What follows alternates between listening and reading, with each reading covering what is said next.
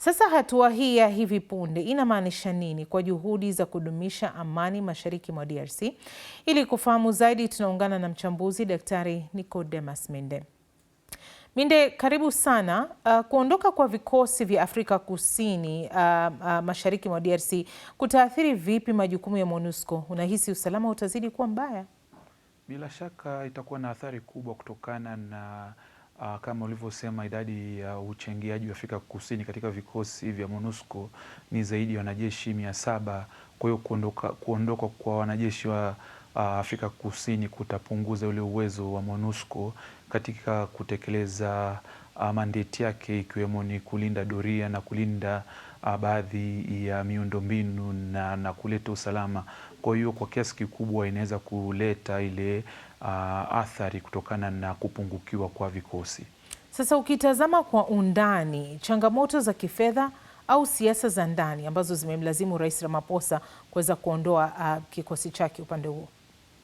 Ni mchanganyiko wa mambo yao yote ambayo umeyataja, ikiwemo ni changamoto za kifedha kutokana na bajeti na ukato wa kifedha, ambapo kwa kiasi kikubwa taifa la Afrika Kusini, ukiangalia taarifa ambayo imetolewa na serikali ya Afrika Kusini, ni kwamba wanataka kuratibu mambo rasilimali ya vikosi vyake, lakini kwa undani kabisa unaona kwamba ni swala kabisa la fedha na bajeti. Lakini pia ukiangalia katika siasa za Afrika Kusini kumekuwa na madai kwamba vikosi hivi havina tija, pamoja na kwamba kuna ukato wa fedha.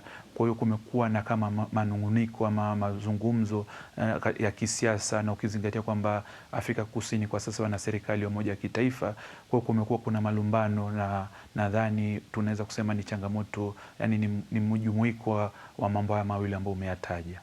Sasa unadhani Umoja wa Mataifa utalazimika kutumia mbinu zipi hasa ili kuweza kuendeleza majukumu yake, hasa ikizingatiwa kwamba vikosi vyake vinatarajiwa kutumwa Uvira kuweza kudumisha usalama katika eneo lile? Kiutaratibu unakuta kwamba katika kulinda amani, ambapo tukiona kwamba nchi moja inatoa wanajeshi wake, kiutaratibu unakuta kwamba kunakuwa na uwezekano wa taifa lingine kuchangia, ikiwemo wanajeshi pamoja na polisi. Kwa hiyo kuna uwezekano kwamba nchi nyingine inaweza kuja, lakini tunafahamu kwamba sasa hivi dunia imekumbwa na athari kubwa ya fedha kutokana na kupungukiwa na ufadhili kutoka kwa mataifa yenye nguvu, kwa mfano Marekani.